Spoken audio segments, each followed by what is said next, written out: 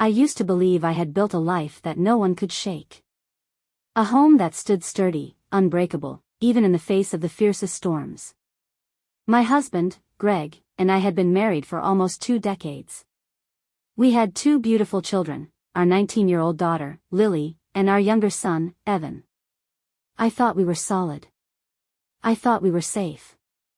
Until I wasn't. Until we weren't. It started as a whisper in the back of my mind, a nagging discomfort that I couldn't quite place. Something was off. I noticed the way Greg's eyes lingered a little too long when Lily's best friend, Claire, was in the room. The way he suddenly seemed more attentive when she spoke. But I ignored it. I brushed it off as paranoia. Because what kind of man would do something like that? What kind of father would betray his own daughter's trust? What kind of husband would break a family apart in such an unforgivable way? I should have asked myself that question sooner. The truth revealed itself in the cruelest of ways, through Lily. My own daughter. My beautiful, bright, strong-willed girl. The daughter I had raised to be honest, to be good. One night, I overheard her whispering on the phone in her bedroom. I didn't mean to listen, but something in her voice stopped me in my tracks. A nervous tremor. A guilt-ridden hush. And then I heard it. Mom's starting to suspect something. I felt my breath leave my body, my entire world teetering on the edge of collapse.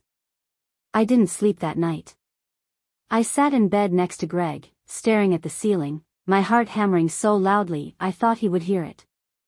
I wanted to wake him up, to shake him, to demand answers right then and there. But something in me held back. I needed proof. So I waited. And I watched. The truth is, I already knew. I knew before I even looked through Greg's phone, before I found the messages that made my stomach churn and my vision blur. Messages from Claire. I'm counting down the days until I see you again. I miss your hands on me. Promise me we'll be together soon. I dropped the phone, bile rising in my throat. My hands trembled as I scrolled further, the words cutting me like glass. Plans they had made. Lies they had told. Nights spent together while I was home, thinking he was working late. It wasn't just an affair. It was a nightmare. And my daughter had known. I confronted Lily first. She looked at me with wide, unblinking eyes, her lips parting as if she was about to deny everything. But she saw the look on my face, and the fight left her. Mom. Her voice was small. Weak. How long? I asked, barely recognizing my own voice. She didn't answer. How long, Lily? My voice cracked. She exhaled shakily, tears welling in her eyes. A few months. A few months. A few months of my husband touching her best friend. A few months of my daughter knowing and saying nothing. I felt like I was drowning. You covered for them, I whispered. She nodded, shame written all over her face. I turned away, unable to look at her. I had lost my husband. I had lost my daughter. And I had no idea what to do next. I didn't scream. I didn't cry. I didn't throw anything, though every fiber of my being ached to. I just stood there, staring at my daughter as if I didn't recognize her. Because I didn't. Lily, my Lily, the girl I had raised, the girl I had given my heart to, had kept this from me. She had protected them. Them. I turned and walked out of her room, my legs numb beneath me, my hands shaking so hard I had to clench them into fists. I didn't stop until I reached the bathroom, locking the door behind me. And then, I shattered. I pressed both hands against the cold porcelain sink, my breath coming in gasps as I fought against the tidal wave of betrayal. My stomach twisted violently, and I barely made it to the toilet before I threw up. I thought I had prepared myself. I thought I had braced for the worst. But nothing could have prepared me for the way it felt to be gutted from the inside out. When I finally pulled myself together, I stared at my reflection in the mirror. My face was pale, my eyes swollen, my lips trembling. I had to confront Greg. And I had to do it now. The confrontation. I found him in the living room, watching TV like nothing had changed. Like he hadn't been sneaking around with a girl young enough to be his daughter. Like he hadn't turned my own child against me. Turn it off, I said. Greg looked up, surprised by the sharpness in my tone. What's wrong? I let out a bitter laugh. Oh, don't do that.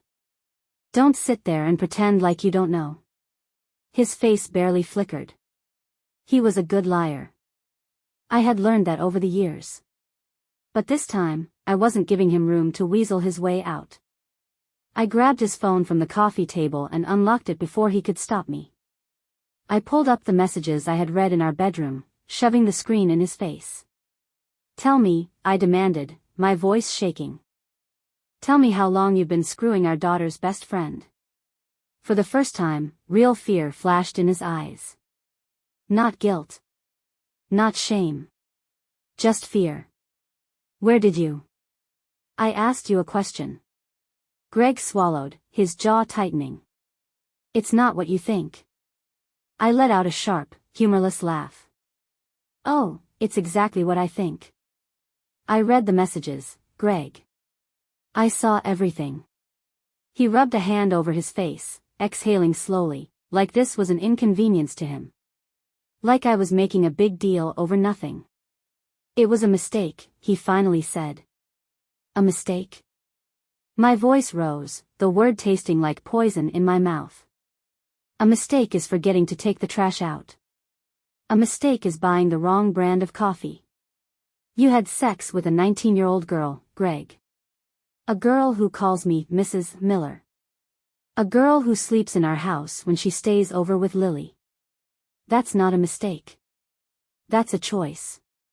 Over and over again. His lips pressed into a thin line. I didn't mean for it to happen. You didn't mean for it to happen? I repeated, my breath coming in short, furious bursts. You mean you just tripped and fell into bed with her? Jesus, will you keep your voice down? Greg snapped, his eyes darting toward the hallway where our son was sleeping. My hands curled into fists. Oh, I'm sorry.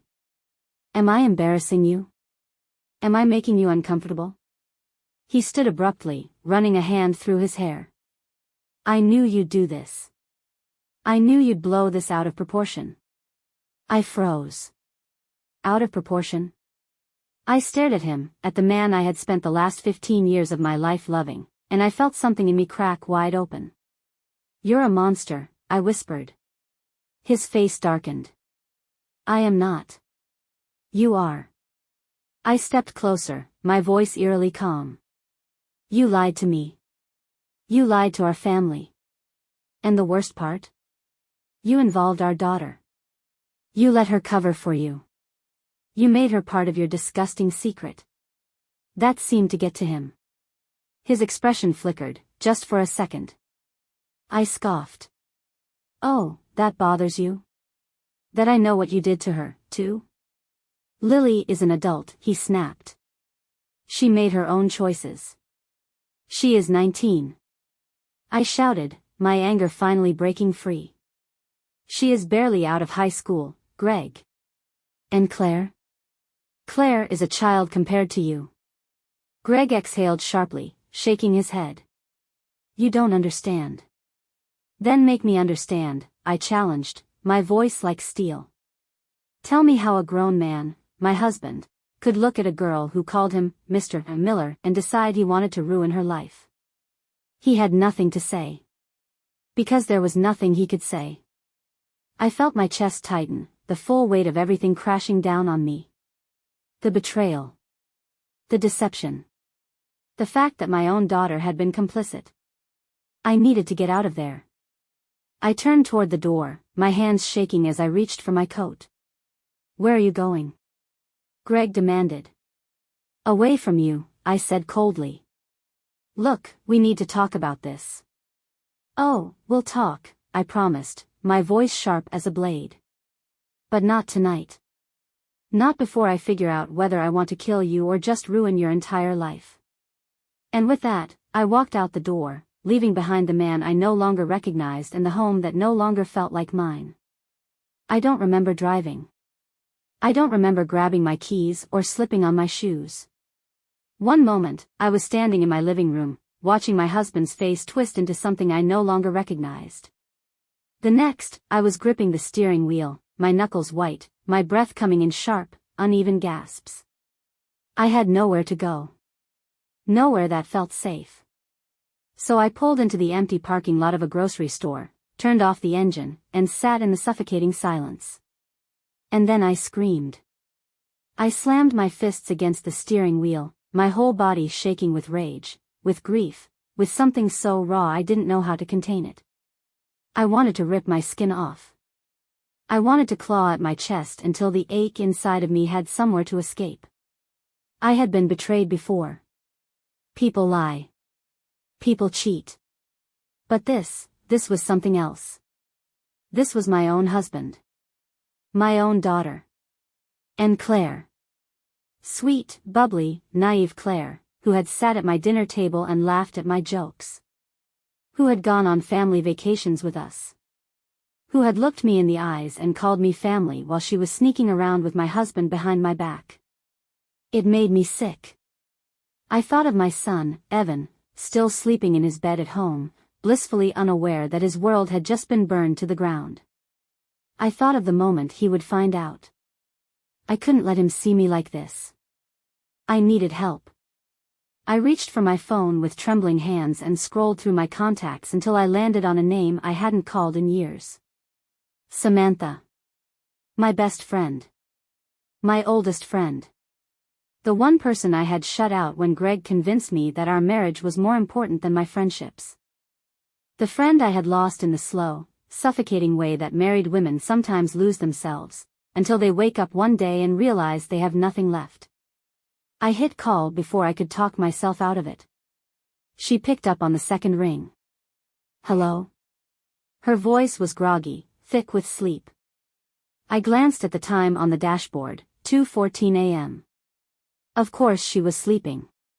Of course she had a normal life, a normal husband, a normal world that hadn't just imploded.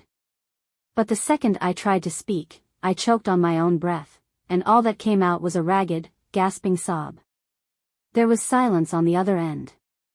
Then, softly, "Oh my God. Where are you?" I couldn't even answer. "I'm coming," she said without hesitation. "Just tell me where." Samantha's apartment. She threw open the door before I even had a chance to knock. Her face was bare, her blonde hair tied in a messy bun, an oversized sweatshirt swallowing her small frame. And when she saw me, really saw me, her whole expression crumpled. "Jesus," she whispered. "Come in." I didn't move at first. Because for the first time since I found out, I wasn't just trying to hold it together. I wasn't pretending to be strong. I wasn't calculating my next move. I was just a woman who had been completely, irreparably destroyed. And Samantha? She knew. Without another word, she wrapped her arms around me, and I broke. I don't know how long we stood there, me sobbing into her shoulder, her rubbing my back, whispering things like, "I've got you," and "Breathe, just breathe." When I finally pulled away, I wiped at my face, embarrassed. I'm sorry. I shouldn't have. Stop. She shook her head, leading me inside. Sit. I'll make tea. I sank onto her couch, my limbs heavy, my body exhausted in a way I had never felt before. The kettle whistled from the kitchen. A few minutes later, Samantha returned with 2 steaming mugs, setting one in front of me before curling up beside me on the couch. "Okay," she said.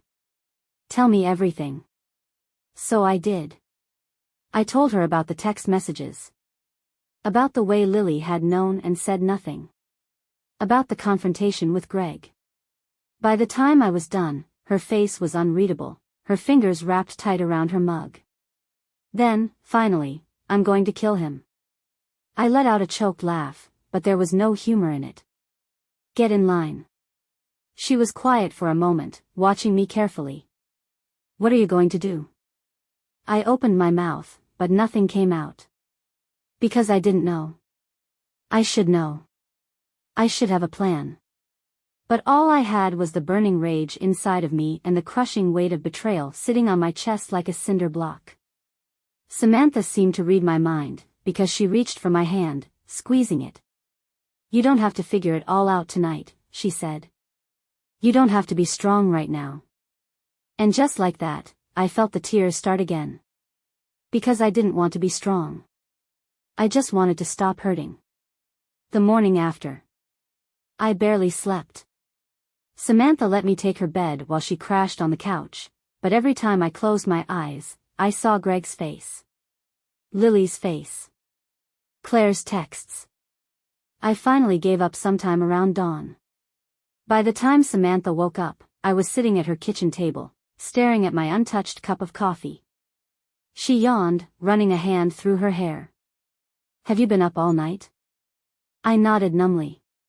She sighed. "Okay. Here's what's going to happen. You're going to stay here as long as you need to.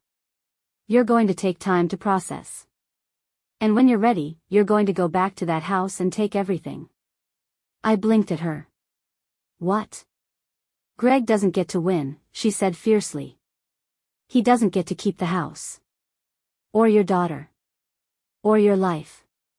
You do." I swallowed, my throat tight. "I don't even know if I can face them again." She tilted her head, considering. "Then, okay. Then let's make sure they are the ones who have to face you." A slow, dangerous smile curled on her lips. And in that moment, I realized, I wasn't alone in this.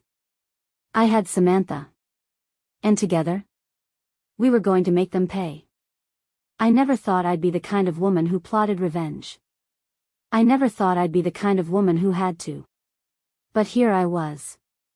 Sitting at Samantha's kitchen table, sipping the coffee I still hadn't touched, listening to her list off ways to systematically dismantle my husband's life. "First things first," she said, flipping open her laptop. "Are you sure the house is in both your names?" I hesitated. "It is, but I paid for most of it. The mortgage is in my name. The utilities, too." Samantha smirked. "Perfect." I watched as she typed furiously, her expression dark with focus. I had never seen her like this, sharp, calculating. "Okay," she said after a moment. "You need a lawyer. A good one." I swallowed, my throat tight. "I don't know if I'm ready for that yet." She shot me a look. "Are you planning to stay married to him?" The words made my stomach turn. "No." "Then you're ready." I inhaled shakily. She was right. Greg had shattered my world, and I was still standing in the wreckage, bleeding from 1,000 tiny cuts. But I couldn't just sit there forever. I had to move. I had to act. I pulled out my phone and scrolled through my contacts until I found a number I hadn't used in years, a divorce lawyer I had once looked up for a friend. And then, before I could talk myself out of it, I dialed. The line rang once. Twice. Then, "Hello, this is Marissa Porter." I gripped the phone tighter. "Hi, Marissa. My name is Anna Miller. I need a divorce. Going home." I didn't go home that night. Or the next. I stayed with Samantha, letting her feed me, letting her hand me cups of tea I never finished. She hovered, watching me carefully, as if she expected me to collapse at any moment. But I didn't collapse. I was past that. I was angry. The kind of righteous, seething anger that no amount of tears could wash away. Greg hadn't tried to call me. Neither had Lily. Cowards. But on the third day, I knew I had to go back. Not for Greg. Not for Lily. For Evan. For my son, who had no idea his family was crumbling around him.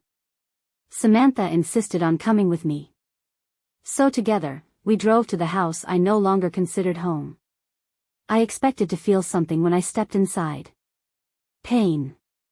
Sadness. But all I felt was disgust. The air was stale, heavy with a secret I now knew. Every piece of furniture, every picture on the wall, tainted by the betrayal that had festered here. And then, I saw Greg. Sitting on the couch, looking up at me with zero remorse in his eyes. "You finally decided to come home," he said, like I had just returned from a weekend trip. I exhaled sharply. "This isn't my home anymore." Lily appeared in the doorway. Her face was pale, her eyes rimmed with dark circles. She looked at me like she wanted to say something. I didn't give her the chance. "Where's Evan?" I demanded. Greg's jaw clenched. "Upstairs." Without another word, I turned on my heel and headed for the staircase. "Mom, wait," Lily started, but I ignored her. I wasn't ready to look at her yet. Not yet. A mother's love. Evan was sitting on his bed, headphones in, eyes glued to his laptop. When he saw me, his face broke into a grin. "Mom." I hadn't realized how much I needed to hear that, to hear his voice, to see his smile, until that moment. I swallowed hard and sat beside him. "Hey, baby," I said, brushing his hair back. He pulled off his headphones. "Where have you been?" I hesitated. How could I explain something so enormous to a 10-year-old? How could I tell him that his father was a monster? That his sister had helped him keep his dirty little secret? So instead, I smiled gently and said, "I needed some time to think." Evan frowned. "Are you okay?" My heart clenched. "I will be." And for the first time in days, I actually believed it. The ultimatum. I walked downstairs, my decision already made. Greg and Lily were waiting in the living room. I stopped in front of them, my voice steady. "Evan is coming with me."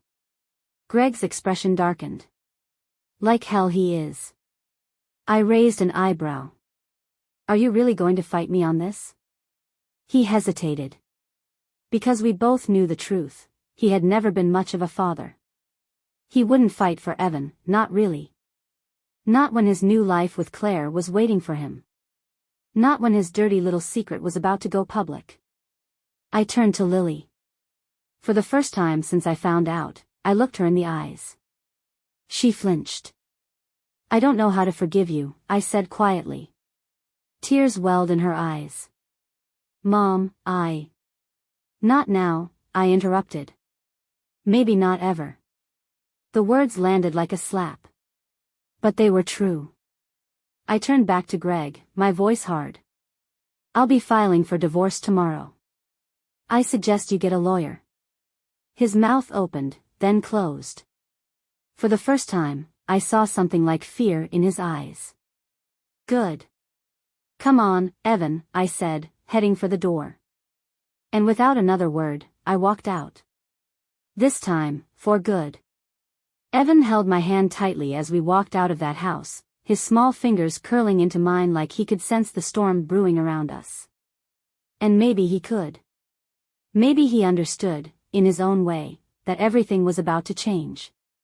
Samantha was waiting in the car, her expression unreadable as I opened the door for Evan and helped him buckle in. I felt Greg's eyes burning into my back from the doorway, but I didn't turn around. I didn't owe him anything. Not anymore. As soon as I slid into the passenger seat, Samantha pulled away from the curb. The silence stretched thick between us, the weight of everything pressing down on my chest. Evan glanced up at me. "Mom?" I forced a small smile. "Yeah, baby. Are we ever going back?" I exhaled slowly. "No, sweetheart. We're not." He was quiet for a long moment. Then, "Okay." That was it. No tears. No questions. Just okay.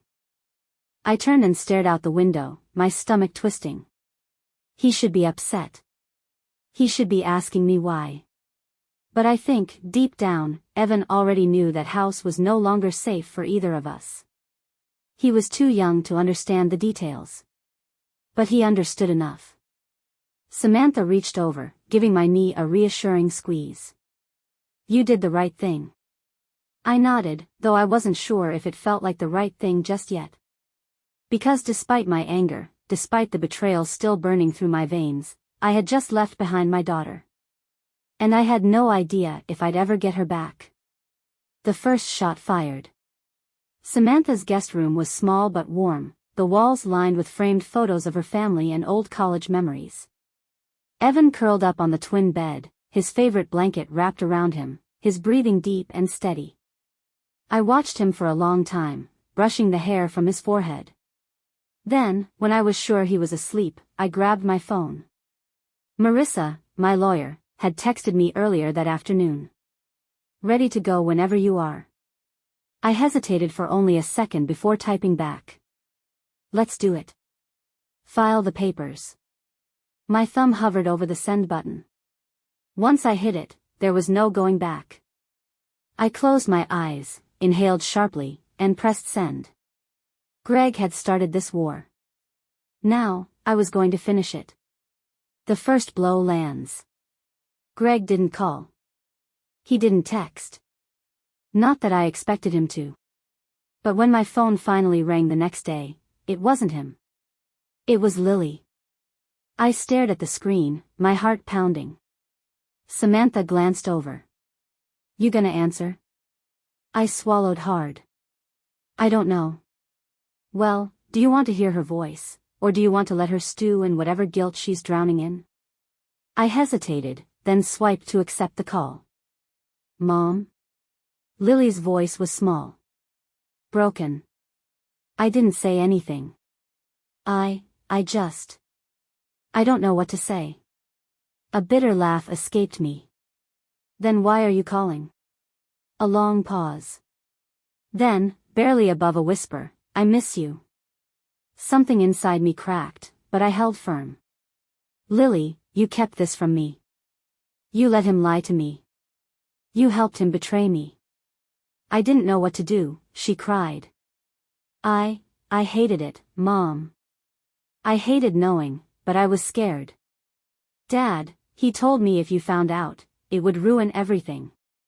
It did ruin everything, Lily, I said, my voice cold. And you let it happen.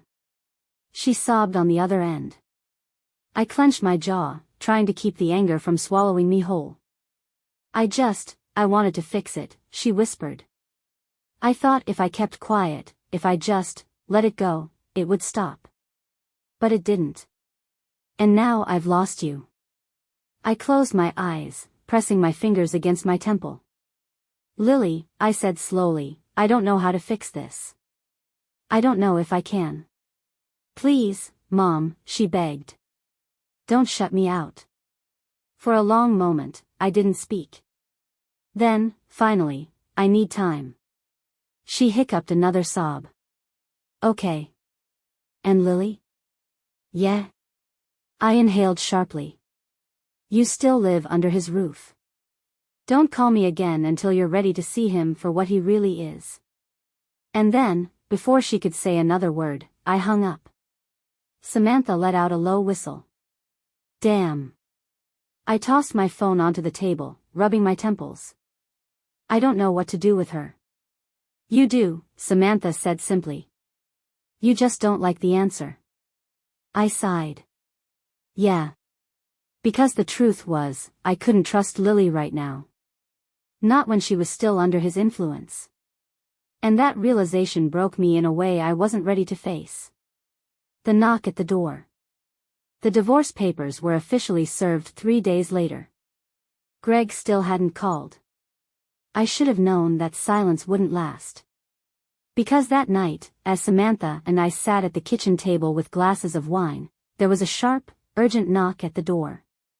My heart stopped. Samantha glanced at me. You expecting company? I shook my head, already feeling the first tendrils of dread creep up my spine. She stood and peeked through the peephole. Then, without hesitation, she turned back and said, Don't open it. I pushed to my feet. Who is it? Her eyes met mine. Greg. For a moment, I just stood there, staring at her, my pulse hammering against my ribs. Then, he knocked again, harder this time. Anna. His voice was sharp, demanding. Open the damn door. Samantha squared her shoulders. Want me to tell him to screw off? I exhaled shakily. No. I'll handle it. She hesitated, but then nodded, stepping aside. I unlocked the door and pulled it open, meeting Greg's furious gaze. Finally, he spat. You've been ignoring me all week. I crossed my arms. What do you want, Greg? You know what I want. His lip curled. You really think you're gonna take Evan from me? I scoffed. You don't even want Evan. You just don't want me to have him. His nostrils flared. That's not true. Oh, really? I took a step forward. Where was this fatherly devotion when you were sneaking around with a 19-year-old? Where was it when you were turning our daughter into an accomplice to your disgusting affair? His face darkened. Watch your mouth, Anna. I smiled coldly. Or what? His jaw clenched. You're making a mistake. I leaned in, lowering my voice. No, Greg. You did. And then I slammed the door in his face. I stood there, my hand still gripping the doorknob, my breath coming in slow, steady waves. Greg was still outside. I could hear his heavy breathing through the door, the weight of his anger pressing against the wood like a physical force. He didn't knock again. Didn't shout. Just stood there. And then, footsteps. Retreating. Samantha let out a low whistle from behind me. Well, that was a whole lot of nothing. I was hoping for a bigger meltdown. I turned to her, shaking my head. He's not done. She studied my face. No, he's not. But neither are you. She was right. Greg would come at me with everything he had. He wouldn't let me leave quietly. Not when his pride was on the line. But I had something stronger than pride. I had truth. And I was about to wield it like a weapon. Exposing the monster. The next morning, I sent a message to my lawyer. Find out what I'm entitled to. I don't just want custody, I want the house. I want everything. Marissa didn't hesitate. Consider it done. Then, with shaking fingers, I opened Facebook. I stared at the blank status box for a long time. Then, I started typing. To everyone who has ever called us the perfect family, let me tell you a story. The words poured out of me, raw and unforgiving. My husband, Greg, had an affair. Not just an affair. He slept with my daughter's best friend. A 19-year-old girl. And my daughter knew. She kept his secret. And when I found out, I left. I took my son, I filed for divorce, and I refused to let them destroy me. I don't post this for sympathy. I post this because I refuse to stay silent while he walks around pretending to be a good man. He is not. And now, the world will know. I hovered over the post button. Once I pressed it, there was no going back. I pressed it. And then, I waited for the explosion. The fallout. It didn't take long. My phone blew up. Texts. Missed calls. Messages pouring in from people I hadn't spoken to in years. Some in shock. Some in denial. Some offering quiet words of support. And then, Lily. Her name flashed across my screen. I let it ring. Then Greg. Declined. Samantha leaned over, scrolling through the chaos. Oh, they're pissed. Good, I said quietly. Because they had kept me in the dark. Now, the world could watch them burn. Lily's breaking point. That night, my phone rang again. This time, I answered. Mom, Lily's voice was wrecked. What did you do? I sat on Samantha's couch, legs tucked under me. I told the truth. She let out a ragged breath. Dad is losing his mind. Claire's parents saw it. She's leaving. Moving away. I blinked. Good. Good. Lily gasped. You just ruined her life. I snapped. She ruined her own damn life the second she crawled into bed with my husband. Silence. Then, in a tiny voice, I didn't know what to do. My anger softened, but only slightly. Lily, I exhaled, I need you to understand something. I am not the villain here. Greg is. And if you still can't see that, then I don't know how to help you. She sniffled. I just want my family back. I closed my eyes. That family is gone. And I hung up. Greg's last stand. 2 days later, Greg tried one last time. I was at Samantha's, helping Evan with his homework, when the text came. We need to talk. Face to face. I sighed. Samantha peeked over my shoulder. Want me to tell him to shove it? I shook my head. No. I want to look him in the eye when I tell him I won. The final conversation. We met in a coffee shop.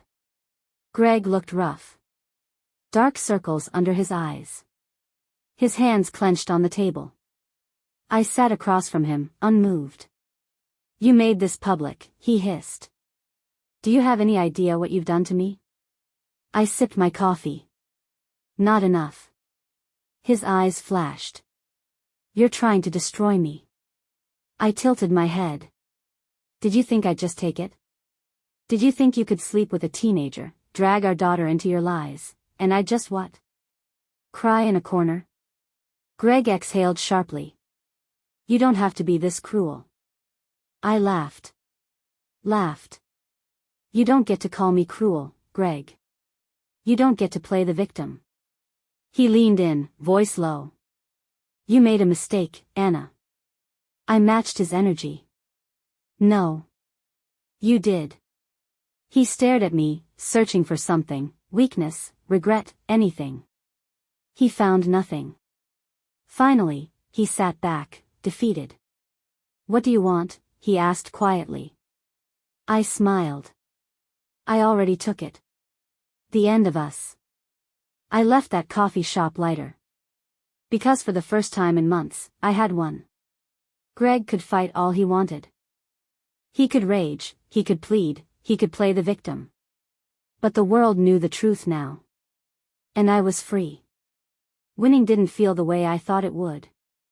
I had expected triumph. Satisfaction. Maybe even a sense of peace. Instead, I felt like I had been thrown off a cliff. No more Greg. No more fake marriage. No more playing house while the foundation rotted beneath my feet. For the first time in almost 2 decades, I was truly alone. Except I wasn't. I had Evan. I had Samantha. And I had the entire world watching as my family crumbled under the weight of Greg's sins. The aftermath. Greg didn't fight for the house. Didn't fight for Evan. Didn't fight for anything. Marissa called me a few days later, voice full of barely concealed disbelief. His lawyer just sent over the agreement. He's conceding to everything. I gripped the phone tighter. What? He's signing over the house, she continued. Full custody of Evan. Spousal support. Everything you asked for. I felt like I was dreaming. Why? Because, she said, you ruined him. A cold sort of satisfaction settled in my chest. Good. Because Greg had ruined me first. Lily's choice. I didn't hear from Lily for almost a week. Then, one evening, as I was tucking Evan into bed, there was a soft knock at Samantha's door. I opened it and froze. Lily stood on the porch, a duffel bag slung over her shoulder, her face blotchy from crying. Mom, she whispered. I just stared at her, my heart caught in my throat. She took a shaky breath. I left. I exhaled. You left him? She nodded. I packed my things. Dad tried to stop me, but I told him I couldn't stay. Not after everything. I swallowed the lump in my throat. I wanted to pull her into my arms. I wanted to tell her that everything was okay now. That she had made the right choice. But I wasn't sure if I was ready for that yet. So instead, I stepped aside. "Come in," I said softly. And just like that, my daughter walked back into my life. Greg's last desperate attempt. Lily had only been with me for 2 days when Greg tried one last time to salvage what was left of his life. He showed up at the house, our house, the one he had lost, demanding to see Lily. I stepped onto the porch, blocking the door. "She doesn't want to see you." Greg's eyes were wild. "She's my daughter." "You used her," I said coldly. "You let her cover for you, you dragged her into your filth, and now you're mad that she finally saw you for who you are?" His hands curled into fists. "I made a mistake." I laughed. "A mistake? You groomed a 19-year-old girl. You let your own child suffer under the weight of your lies. That's not a mistake, Greg. That's who you are." His whole body tensed. "You turned her against me." "No," I said. "You did that all on your own." For a second, I thought he might hit me. But then, just like before, he deflated. Because he had nothing left. No wife. No daughter. No home. Just a pathetic, broken man standing on a porch that no longer belonged to him. Finally, he turned away, shaking his head. "You'll regret this, Anna," he muttered. I smiled. "No, Greg. I won't." And I never saw him again. Moving on. The house was mine. My son was safe. My daughter was finding her way back to me. And Greg? Greg had been wiped from our lives like a stain I had finally scrubbed clean. For the first time in forever, I felt like I could breathe. Samantha and I sat on the back porch that night, a bottle of wine between us, watching the stars. "So," she said, "what's next?" I let out a slow, steady breath. "Anything I want." And for the first time in a long, long time, I smiled. Winning the war didn't mean the scars disappeared. Greg was gone. His betrayal had been dragged into the light, his reputation left in ruins, and his place in my life reduced to nothing more than a stain in the past. But what no one tells you about surviving a storm is that once it's over, you're left standing in the wreckage, wondering how to start again. And I had no idea where to begin. Picking up the pieces. Lily didn't move back into the house right away. She stayed with Samantha and me, hesitant and quiet, like she was waiting for me to tell her to leave. I couldn't pretend things were the same. They weren't. I still couldn't look at her without hearing the echoes of her silence while Greg destroyed our family behind my back. But I also saw a girl who had been used. Greg had manipulated all of us, but he had done something far worse to Lily. He had made her complicit in his sins. And she would have to live with that forever. One night, as we sat on Samantha's couch, Lily finally spoke the words I knew had been clawing at her from the inside. "Do you hate me?" I set my glass of wine down carefully, inhaling slowly. "No." Her eyes filled with tears. "But you don't forgive me." I didn't answer right away. Because the truth was, I didn't know. So I told her that. "I don't know, Lily." My voice wavered, but I forced myself to meet her gaze. "I don't know how to move past this yet. But I know that I love you. And I know that I want to try." She nodded, pressing her lips together as a tear slipped down her cheek. "I want to try too," she whispered. It wasn't everything. But it was a start. A new home. I took Evan back to the house 2 weeks later. It felt different now. The walls weren't tainted with Greg's presence anymore. The air felt lighter. The silence felt peaceful instead of suffocating. I let Evan pick his new room. It was something small, something insignificant in the grand scheme of things, but to him, it was everything. He picked the one with the big windows, the one that let the sunlight pour in every morning. And just like that, we began to reclaim our home. Lily's return. She hesitated at the front door, her bag slung over her shoulder. "You sure?" she asked, her voice barely above a whisper. I nodded. "Yeah, sweetheart. Come home." And she did. She unpacked slowly, cautiously, like she thought I might change my mind. But I didn't. It wasn't easy. There were days when I still felt the weight of her betrayal like a bruise that wouldn't heal. But there were also nights when she curled up beside me on the couch, resting her head on my shoulder like she used to when she was a little girl. I couldn't erase the past. But I could give her the chance to make a future. For both of us. Greg's last ghost. His name still lived in whispers around town. I heard stories. He moved out of state, Claire's family disowned her, his job quietly let him go. But I never looked for him. I had nothing left to say. Nothing left to take. He had already lost. And I had already won. The first real laugh. One night, after putting Evan to bed, I walked into the kitchen to find Samantha pouring 2 glasses of wine. She grinned at me. "Come on, divorcee. You survived hell. Time to celebrate." I rolled my eyes but took the glass. "What are we celebrating?" She clinked hers against mine. "You. Coming back to life." And for the first time in forever, I laughed. A real, genuine laugh. Because for the first time, I believed it. I was alive. And I was finally free. For the first time in years, my life was mine. No Greg. No deception. No living in a house filled with hidden betrayals. Just me.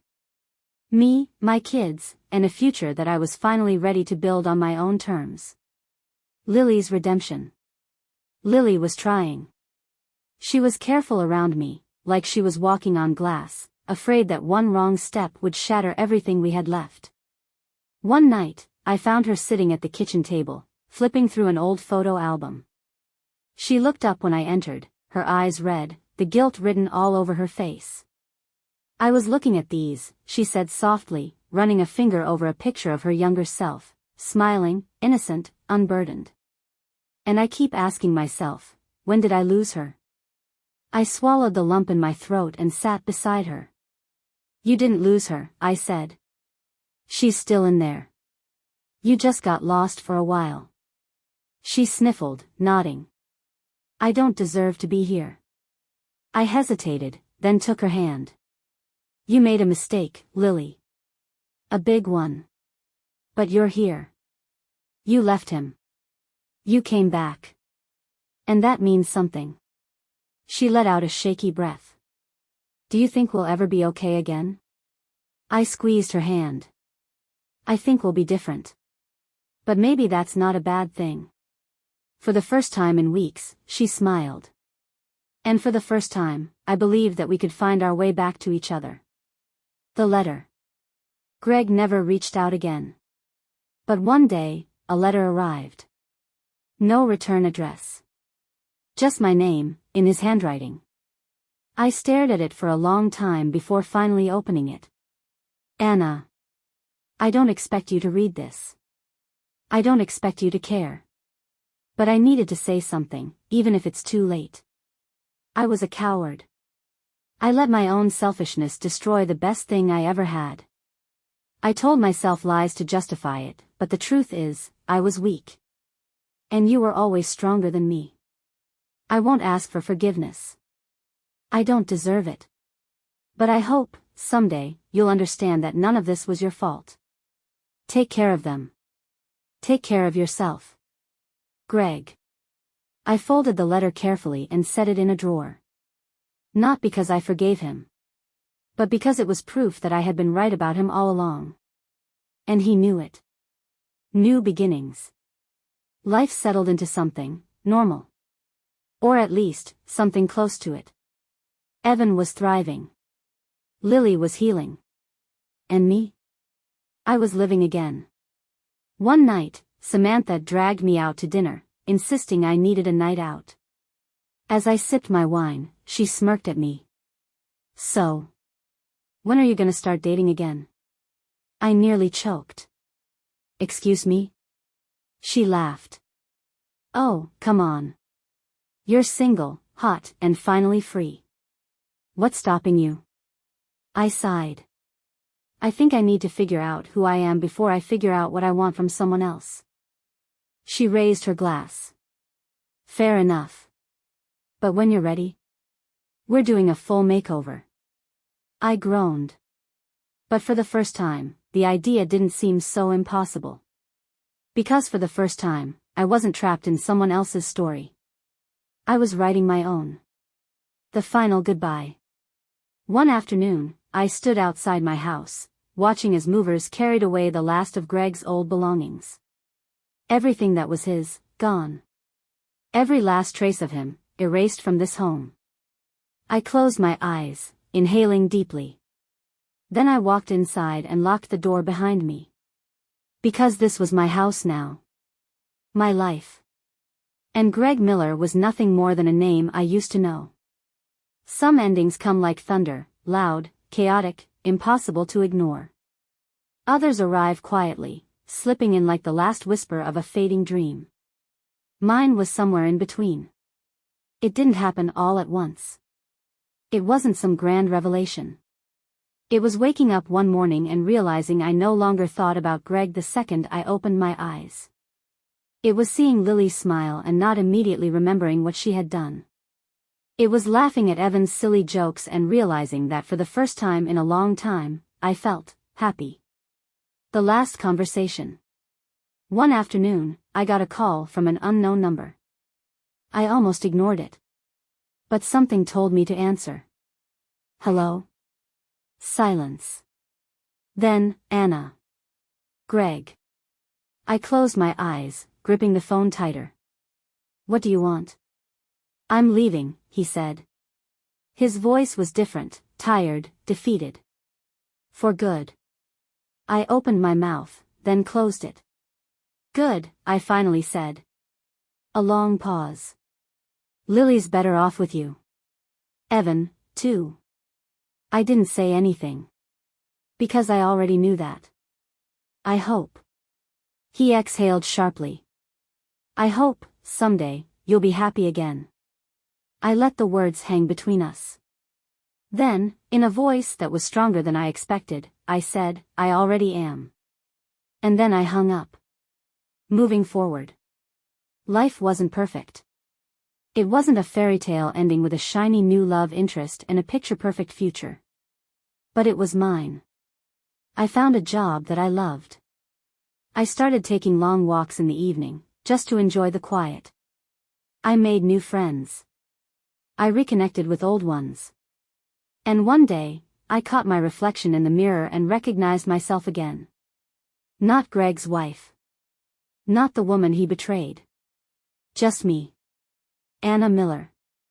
A woman who had been broken, but had put herself back together, stronger. Wiser. Unbreakable. The final goodbye. One evening, as the sun dipped below the horizon, I stood on my back porch, a glass of wine in my hand. Lily was inside, laughing with Evan over some silly joke.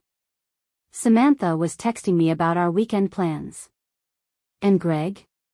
Greg was nothing more than a chapter one had finally finished reading. I smiled to myself, taking a slow sip of wine. Because this wasn't the end of my story. It was only the beginning. And for the first time in my life, I couldn't wait to see what happened next.